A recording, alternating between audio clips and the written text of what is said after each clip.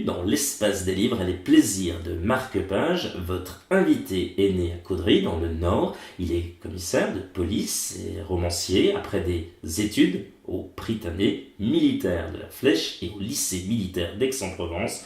Il rentre dans la police nationale. Il a été directeur des renseignements généraux en Saône-et-Loire, directeur de la sécurité publique en Haute-Loire, commissaire divisionnaire de 2013 à 2018, du côté notamment de Lyon, chef de service, passionné d'histoire. Il a fait une maîtrise d'histoire sur la police parisienne avant la Première Guerre mondiale en 2014. Il est contacté par les éditions Calman-Lévy pour écrire un premier roman policier. Depuis, il a créé le personnage de Léa Ribocourt, jeune policière que l'auteur définit souvent comme courageuse et lumineuse. Il est l'auteur de plusieurs romans, dont Le Creux de l'Enfer, Le Médecin des Hautes Terres ou encore L'amour dans l'ombre aux éditions Lucien Souni. Mais aussi, il y en a d'autres ouvrages, on va vous les donner. Du poison dans les veines, Jeu mortel en hiver ou encore Tant de haine aux éditions Calman-Lévy. Il s'agit d'Alfred Langlais.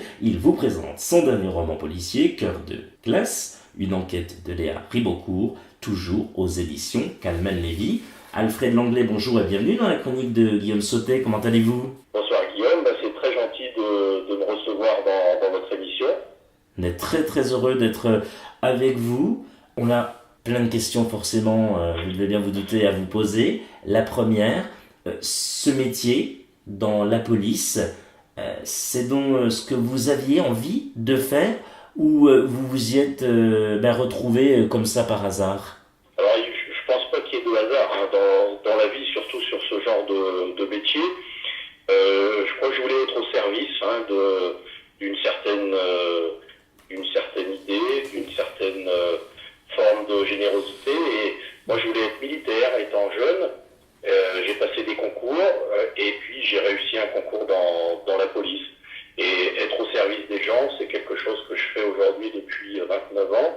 Et donc, il y a vraiment un grand plaisir à faire ce métier. Il est exigeant, il est éprouvant parfois, mais il y a aussi de nombreuses satisfactions, que ce soit en interne, avec les équipes avec lesquelles j'ai travaillé et avec lesquelles je travaille, mais aussi de voir le sourire d'enfants, le sourire de gens qui sont contents aussi qu'on soit là pour les aider, pour les protéger, ça fait du bien. Et c'est là aussi où on a des satisfactions professionnelles. C'est un métier, on peut quand même le dire, qui est relativement difficile. Vous êtes à un niveau quand même important. C'est aussi, là, voilà, on le disait, vous donnez des cours, effectivement. Vous avez quand même été à la tête de nombreuses équipes. Ça doit être difficile tous les jours, de allier le terrain et également tout ce qui est bureau et autres. Alors, je donne des cours depuis très peu de temps. Je suis affecté à l'école nationale supérieure de la police à Saint-Cyr-au-Mont-d'Or depuis quelques semaines seulement. Et mon dernier poste, j'ai été pendant 5 ans chef du service de nuit à Lyon.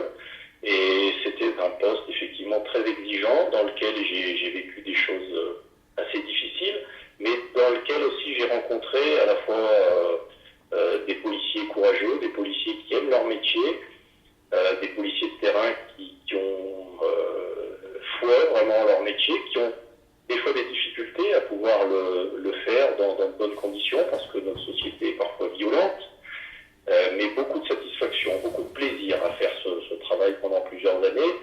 Les commissaires de police, nous sommes astreints à une mobilité et donc après 5 ans, il était temps pour moi de changer et j'ai travaillé dans le renseignement, j'ai travaillé en sécurité publique, j'ai été directeur départemental de plusieurs services. J'avais la possibilité de faire de la formation, c'était encore aborder un métier complètement différent tout en étant policier. Et donc je le découvre là depuis quelques semaines et il y a énormément de plaisir aussi à découvrir cette nouvelle culture. Alfred Langlais, quand on est dans la police, ça doit beaucoup aider aussi à l'écriture quand on est auteur de thrillers ou de romans policiers. Je suppose que pour que ça soit le plus réel que possible, ça aide quand même. Alors c'est un peu la raison pour laquelle les éditions Calman-Lévy sont venues me proposer d'écrire des romans policiers. Moi à l'origine j'écrivais des romans terroirs, des romans historiques et les éditions Calman camarades m'ont proposé en disant mais vous êtes policier, vous écrivez des romans, faites-nous un roman policier. Vous connaissez la machine policière, vous connaissez la machine judiciaire, vous connaissez la réalité du travail des policiers, donc faites-nous quelque chose de réaliste. Et donc j'ai eu les coups des franches pour choisir vraiment mes personnages, pour choisir mes intrigues, mais avec quand même cette commande, entre guillemets, de faire quelque chose qui soit dans la réalité de ce que vivent les policiers aujourd'hui. Et je vous disais tout à l'heure, moi ça fait 29 ans que je suis dans la police, donc je connais suffisamment bien ce métier pour pouvoir l'aborder avec tous les détails que peuvent vivre les policiers au quotidien. Qu'est-ce qui vous a donné cette envie d'écrire des histoires? Parce que là, vous parlez au début des romans plutôt basés sur l'histoire, romans historiques, et puis ensuite, grâce à Kalman Levy, des romans policiers. Mais au départ, le déclic d'écrire, parce que vous êtes dans la police depuis plus de quasiment 30 ans, qu'est-ce qui vous a poussé cette envie de vous dire tiens, je voudrais me faire éditer, j'aimerais qu'on me lise, racontez-nous. Alors c'est un long cheminement, c'est un cheminement qui passe par la passion de l'histoire. Étant très jeune, j'ai eu vraiment très très tôt, dès l'école primaire quasiment, la passion de l'histoire, de l'histoire de France, des personnages qui ont marqué notre histoire de France, des gens comme Clémenceau, comme Napoléon, sont vraiment des modèles qui m'ont marqué, le général Leclerc, plus près de nous, l'épopée de la deuxième DB, tout ça, ce sont des choses qui m'ont marqué. Donc l'histoire. J'ai fait également des études littéraires, étant plus jeune, j'ai fait des classes préparatoires littéraires, et donc j'ai toujours eu cette passion de lire, cette passion de l'écriture. Et lorsque mes premiers enfants sont nés, j'ai 4 enfants, lorsque mon premier fils est né, j'avais en fait des petites histoires à lui raconter, donc pour pas les perdre. Souvent c'était des anecdotes que mon papa m'avait racontées de sa jeunesse, de la Deuxième Guerre mondiale souvent, et je les ai mis sur le papier pour ne pas les oublier et pour en quelque sorte faire un cadeau à mon premier fils.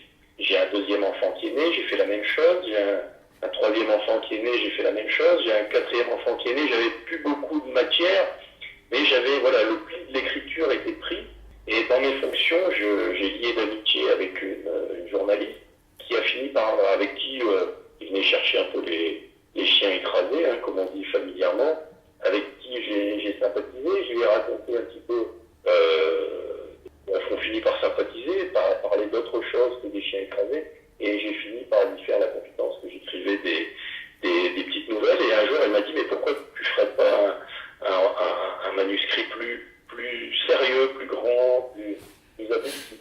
Et ça a été une belle aventure. J'ai écrit une histoire qui va être en fait mon premier roman. Et en heureuse rencontre, j'ai rencontré Lucien Sougny. Lucien est malheureusement décédé, mais sa maison d'édition existe toujours. C'est une maison d'édition qui est à Limoges, à côté de Limoges. Et les éditions Lucien Sougny font des romans du terroir, des romans historiques, des romans où on raconte un peu les péripéties de la résistance, etc. Et donc j'ai eu la chance d'écrire plusieurs romans chez lui, chez Lucien Sougny, et d'être remarqué un jour par les éditions Kalman Levy. Mais comme je disais, c'est un long cheminement, c'est plusieurs années d'une maturité d'écriture, d'un besoin d'écriture et d'un plaisir de l'écriture. Vos journées doivent être bien remplies, on suppose. Racontez-nous une journée type chez vous. Comment elle se passe, Alfred Langlais? Alors, mes journées, comme je vous ai dit tout à l'heure, elles ont radicalement changé parce que j'ai travaillé pendant 5 ans de nuit. Et donc, vous imaginez que lorsque on travaille de nuit, on est un petit peu la tête à l'envers et puis on est un petit peu décalé par rapport à la vie sociale, à la vie de la famille, à la vie des amis. Aujourd'hui, je suis revenu à quelque chose de plus normal, mais est-ce qu'il y a vraiment une normalité sur notre planète? Mais en tout cas, dans quelque chose de plus partagé. Mes journées sont donc un travail de recherche, un travail d'élaboration de cours, un travail d'élaboration de stage qui me prend la journée. Et puis le soir, il y a toujours une petite période que je réserve à la lecture, à l'écriture, s'il y a encore un petit peu d'énergie, mais j'arrive toujours à trouver un petit créneau de calme, pas parce que c'est quelque chose qui me plaît, c'est quelque chose qui m'appelle, c'est quelque chose qui me force à m'évader aussi. Et donc, voilà, mes soirées sont souvent consacrées à la lecture et à l'écriture. Alfred Langlais, quand vous n'êtes pas au travail et que vous n'écrivez pas, qu'est-ce que vous aimez faire et quelles sont vos passions? J'aime beaucoup découvrir les territoires sur lesquels j'habite. J'ai déménagé beaucoup de par mes fonctions. Alors c'est une contrainte, et puis j'ai transformé cette contrainte en richesse. Parce que lorsqu'on est obligé de déménager, si on le fait contraint, entrer dans la salade, on n'arrive pas à découvrir les territoires sur lesquels on vit. Et on a heureusement la chance, moi je le dis vraiment très fort, de vivre en France dans un très beau pays. Et toutes nos régions sont belles. Toutes nos régions ont des trésors à faire découvrir, des trésors historiques, des monuments à découvrir, des trésors de la nature, des rivières, des fleuves, des montagnes, des champs, des chemins, des forêts, et puis des trésors gastronomiques aussi à nous faire goûter, des bonnes choses à manger, des bonnes choses à boire, sans abus. Et donc j'ai vraiment fait en sorte que je vais oser le mot, ce nomadisme un peu administratif soit pour moi une découverte de notre pays. Et donc quand je suis sur un territoire, j'aime m'y promener, j'aime aller à la rencontre des gens, j'aime aller visiter ces musées, j'aime aller visiter des fermes, déguster des choses, goûter aux spécialités locales, faire des promenades. Et donc tout ça permet de découvrir un territoire, et vous aurez deviné peut-être que mon écriture, ma joie d'écrire, c'est aussi de planter mes romans dans les territoires sur lesquels j'ai vécu ou dans lesquels je vis, pour en garder une trace, pour dire, voilà, je m'identifie clairement à ce territoire sur lequel je vis ou sur lequel je travaille. C'est également un moment pour vous ressourcer, également toutes ces balades, toutes ces découvertes, voilà. Il y a de l'enrichissement personnel, mais il y a aussi, comme on le disait, voilà, ce besoin de ressources, puisque forcément, après des journées bien remplies à votre travail, voilà, il faut tout évacuer, il faut tout vider, c'est ça aussi. C'est pas vraiment un exutoire, mais c'est aussi voilà, une forme d'apaisement. Je crois que dans la vie, il faut équilibrer un certain nombre de choses. Moi, j'ai un travail exigeant que j'aime beaucoup. J'ai une famille, j'ai des amis, j'ai des passions, et donc j'essaye d'équilibrer tout ça le plus harmonieusement possible. Alors, bien sûr, c'est pas évident tous les jours, c'est pas évident toutes les semaines, tous les mois, mais lorsqu'on a la volonté vraiment d'équilibrer sa vie, on a encore la chance de pouvoir le faire dans notre pays. En tout cas, moi, j'ai cette chance. Je peux ajouter aussi que le fait d'avoir quelque part contraint ma famille à bouger, souvent, à déménager, écrire, garder une trace des territoires sur lesquels on vit, c'est aussi permettre à mes enfants, alors mes enfants sont tous majeurs, c'est des grands maintenant, c'est pas tous des lecteurs, ils n'ont pas tous lu mes romans, mais j'espère qu'un jour ils les redécouvriront ou ils les découvriront avec plaisir pour aller à la découverte un petit peu des territoires sur lesquels on a vécu, parce qu'il y a plein de clins d'œil qui leur sont destinés, il y a plein de clins d'œil destinés à des amis, à des lieux sur lesquels on a vécu, et donc j'espère qu'ils auront ce plaisir un jour, à un moment dans leur vie où ils en auront peut-être besoin. Alfred Langlais, prenez-vous le temps de lire, et si oui, quels sont les auteurs que vous aimez lire? Alors j'avoue que je suis assez éclectique dans mes lectures, c'est-à-dire que si un livre me tombe sous la main, je le prends et puis je vais le lire. Actuellement, je lis un livre de Michel Perramort qui relate la vie d'Eugène de Beauharnais, qui était le beau-fils de Napoléon. Donc je suis dans quelque chose voilà, d'historique. Et je dois vous avouer quand même avoir une passion. J'ai déjà cité Napoléon Napoléon tout à l'heure, en référence à ma passion pour l'histoire. Voilà, cette période de l'histoire, le personnage de Napoléon, tout ce qui s'y rapporte, j'ai un grand plaisir à le lire. Mon épouse m'a prêté un livre que je lui ai offert, qui s'appelle La Presse, qui est dans ma pile, et donc que je découvrirai après cet épisode sur Eugène de Beauharnais. Vous voyez, je suis assez éclectique dans mes lectures. Je ne suis pas que polar, que roman terroir, que roman historique.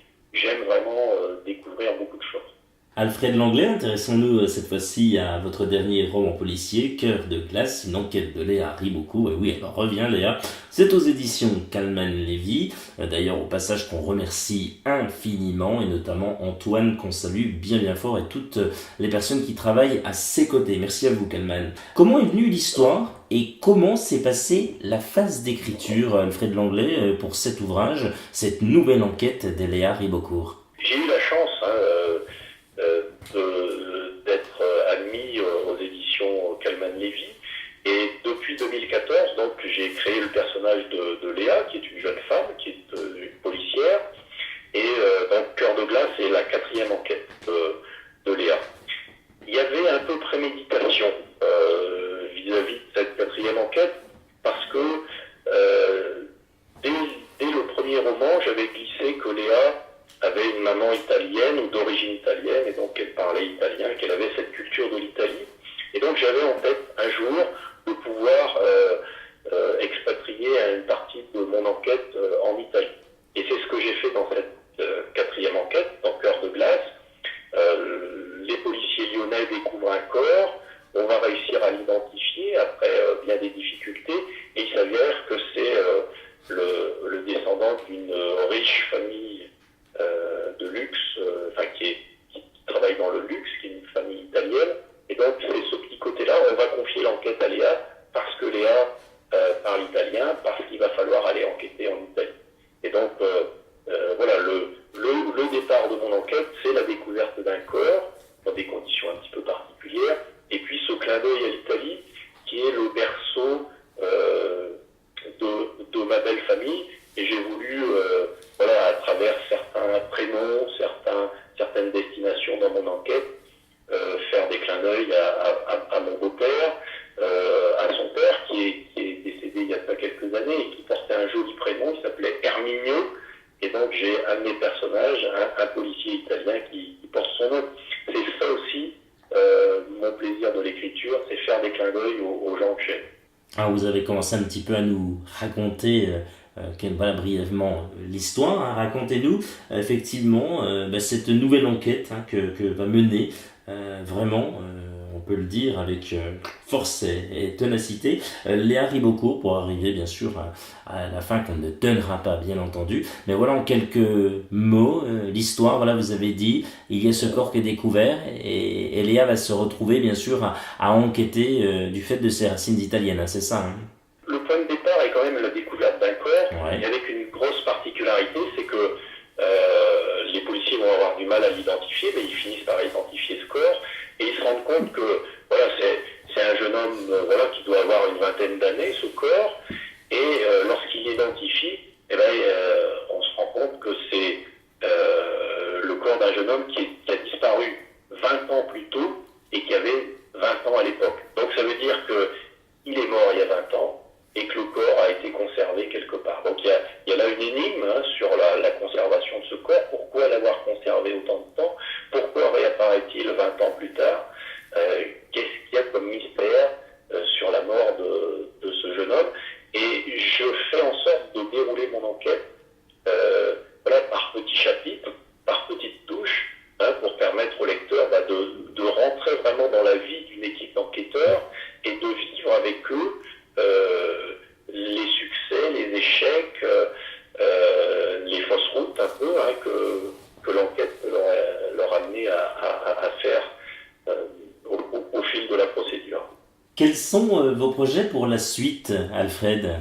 Alors, j'ai la chance avec Calman Lévy d'avoir eu un petit peu de liberté d'écriture, et j'ai écrit, toujours en lien avec cette passion que j'ai pour l'histoire, j'ai écrit un manuscrit, je suis en train de l'écrire en tout cas, un manuscrit qui va relater la vie d'un soldat du XXe siècle, mais une vie extraordinaire, ballottée entre la Première Guerre mondiale et la Deuxième Guerre mondiale, mais quasiment ballotté d'un camp à un autre, puisque ce sera un jeune homme durant la Première Guerre mondiale qui est allemand, qui est né allemand, et qui va se retrouver dans la Légion étrangère en France, qui va participer au début des années 20 à une petite expédition que la France avait envoyée en Pologne.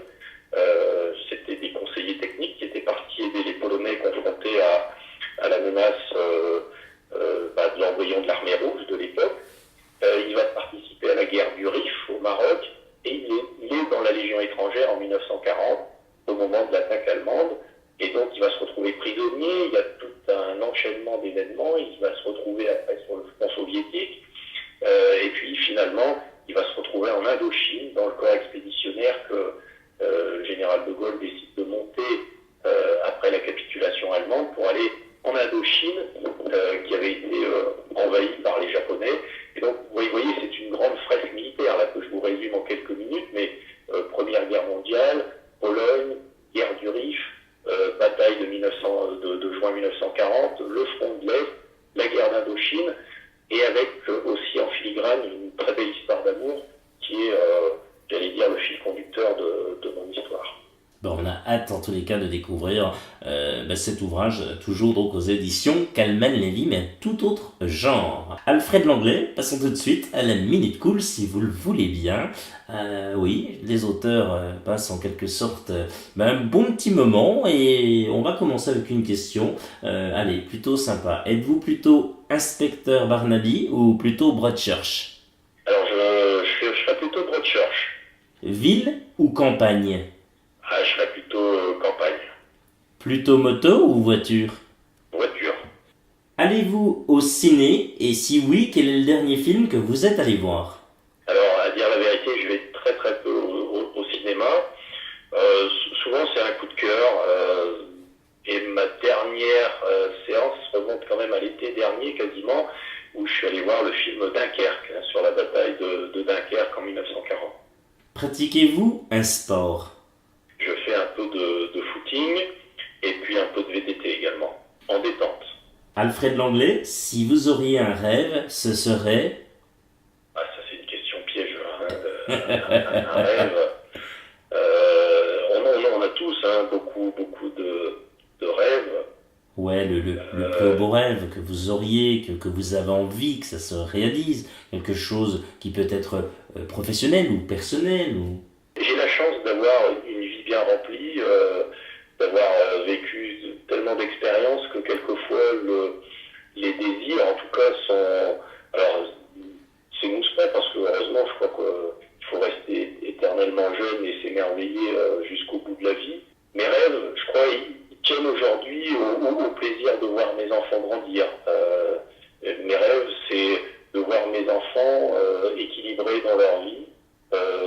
J'ose pas dire heureux, mais en tout cas équilibrés, qui puissent faire leur vie de façon apaisée, tranquille, être émerveillés aussi de découvrir un certain nombre de choses, émerveillés de découvrir notre planète qui est très belle, notre pays qui est très beau. Voilà, ça tient aussi au plaisir que j'ai du regard de mes enfants, de leur sourire.